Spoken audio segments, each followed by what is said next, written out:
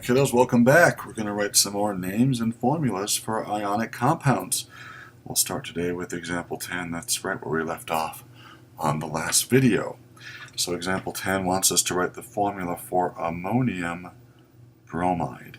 Now this is an example of a positive radical with a non-metal. So ammonium, folks, is the only positive polyatomic ion that's listed on your chart. Let's go ahead and find that. Go up to the top here, and here's ammonium, and its formula is NH4, and it has a positive 1 charge. So we have NH4 with a positive 1 charge, and bromide, folks, that comes from the element bromine. So let's find that on the periodic table. It's right over there. 35 electrons wants to get to 36, so it gains 1, so it is -1. So when I write the formula for that, I need to write it in such a way so that the sum of the charge equals 0. So it looks like I need 1 ammonium and 1 bromide.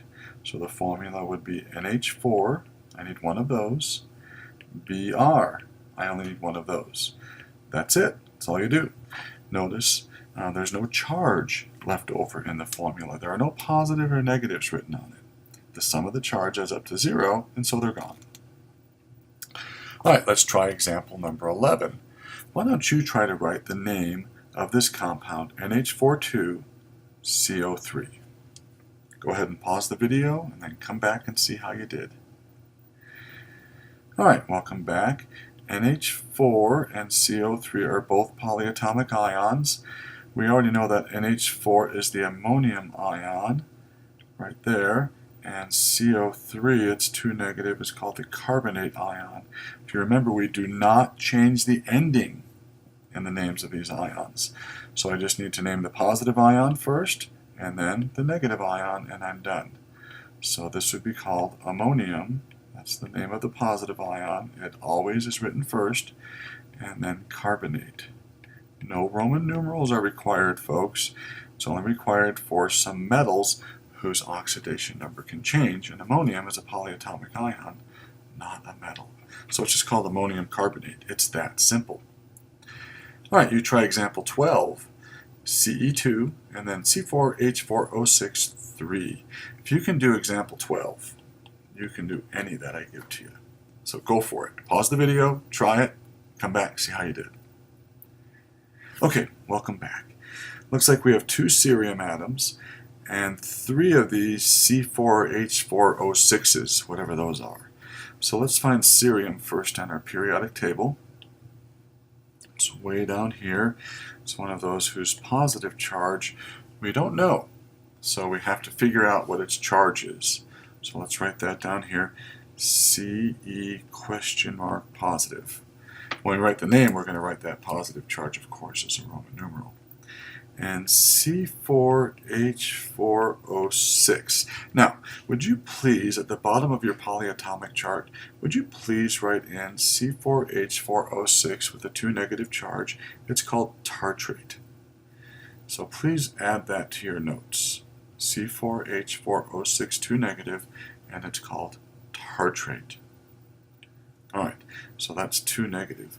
Now it looks like there's 3 of those, doesn't it? So let's write it down 3 times.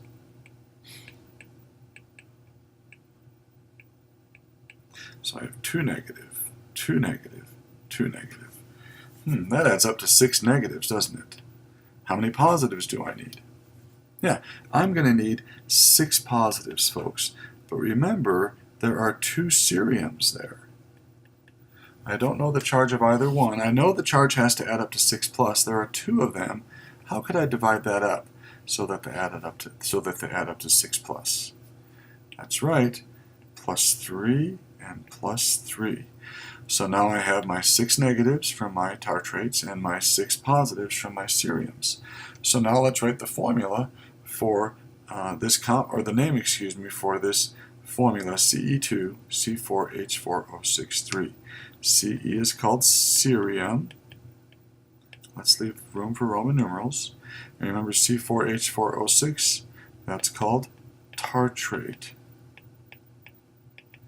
And what goes inside the parentheses? Do you remember? That's right. It's the charge of the metal written as a Roman numeral.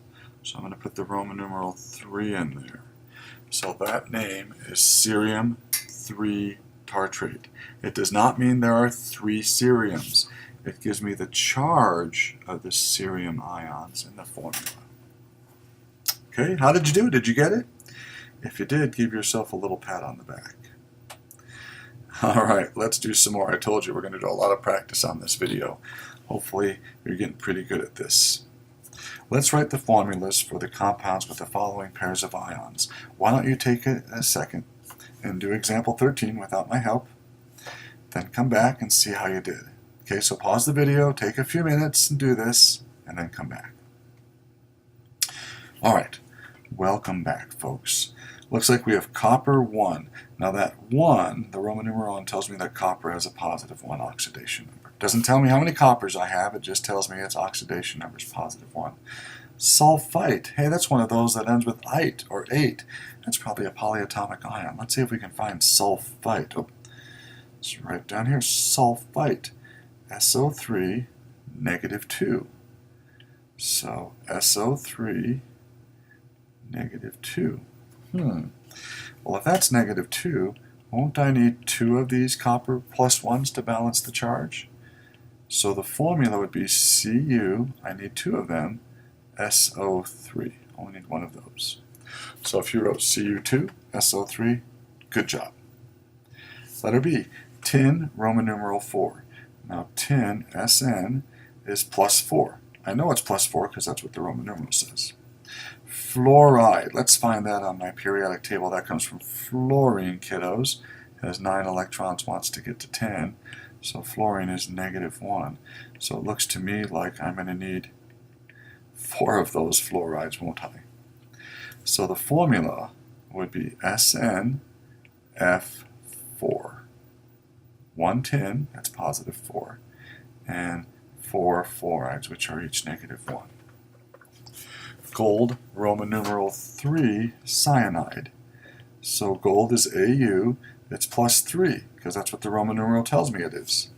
Cyanide. Now that does end with ide, but it's not on the periodic table. Cyanide is one of your polyatomic ions. Let's see if we can find cyanide. Here we go, right there.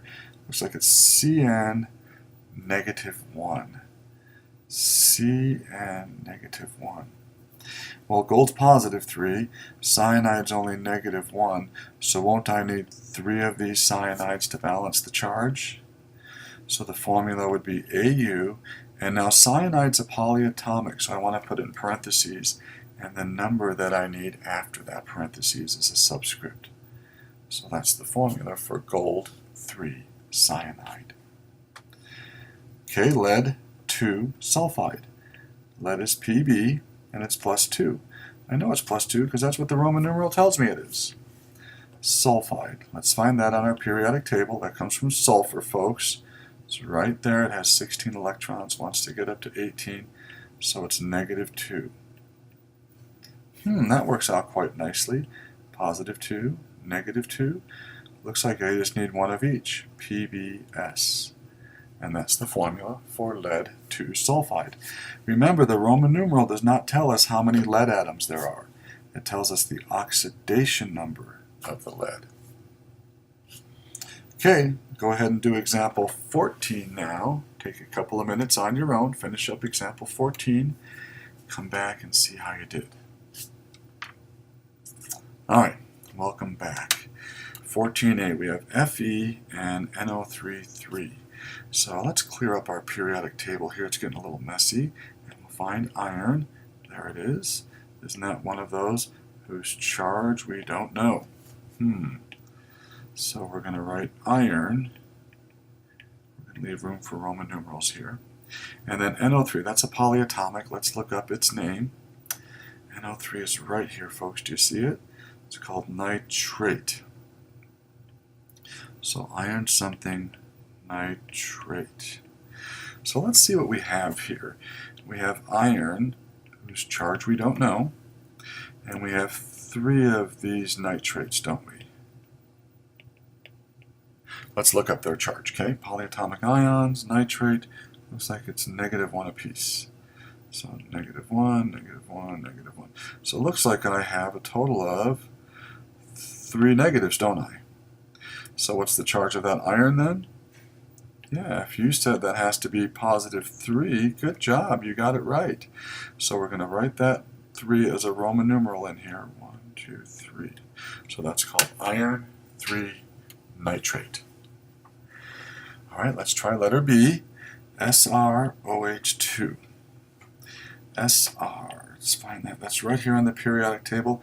Hey, that's +2, isn't it? I don't need Roman numerals for strontium. It's in group 2, and they're always +2. So this is one I don't need Roman numerals for. So I'm just going to write the positive ion, which is strontium. And it looks like it's hooked to 2 of these OHs. Let's see what OH is called. Oh, where is OH? Do you guys see it? Keep on looking, keep on looking. Here it is, OH, -1. It's called hydroxide. So then we just name the negative ion. Don't change the ending of those. That's called strontium hydroxide, and you're finished with letter B. No Roman numerals, folks, are needed for strontium. All right, next up, CoCl2. So let's find cobalt. Co is right here. It's one of those whose positive charge we don't know. So let's go back here. We know that's going to be cobalt with some Roman numerals after it. Cl is chlorine, so doesn't that end with chloride? Alright, so we have cobalt plus, we don't know, and there's Cl and Cl. Let's find the charge of each Cl. Cl's here, 17 wants to get to 18. Looks like each one's -1. So it looks like I have -2. So what does that cobalt have to be? Yep, if you said +2, good job. So the Roman numeral will be 2 in here. Cobalt 2 chloride. All right, MgBrO3, and there's 2 of those. Let's find magnesium on the periodic table. It's right here. I do not need Roman numerals for it, like strontium. It's always +2. So no Roman numerals for magnesium, just magnesium. And now we have to write or find the polyatomic ion BrO3, and I don't have that one up. Yes, I do. BrO3 right there. It's called bromate. Don't change the ending of these, folks, remember? So we just say magnesium bromate. And we're done with letter D. No Roman numerals are needed, kiddos, for magnesium. Next one, NaBr. Na is right here on the periodic table. Isn't that always +1? Br is over here, 35 to 36. It's always -1, isn't it? So we're just going to name the positive ion sodium. No Roman numerals are needed for it. We'll name the negative ion, but we're going to change the ending to ide. So that's called sodium bromide. And then the last one, for example, 14, PbCH3COO2. Pb is lead. Let's find it on the periodic table. Lead is right there. It's one of those whose charge we don't know. It's a metal with some positive charge. So we're going to leave a space for Roman numerals there. This is obviously CH3COO, a polyatomic, so let's look it up. Here it is, CH3COO, -1. It's also written as that sometimes, C2H3O2, -1, and that is called acetate. Acetate. So we're going to call it acetate. Remember, don't change the ending for those.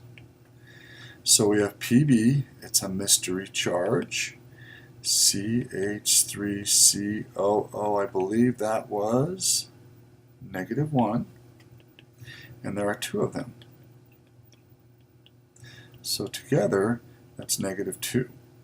So that lead must be, that's right, +2. So we're going to put the Roman numeral 2 in there and call that lead 2 acetate. Alrighty? Alright, we're going to talk next time about some properties of ionic compounds, and then we're going to learn how to name covalent compounds. Alrighty? See you soon. Bye-bye.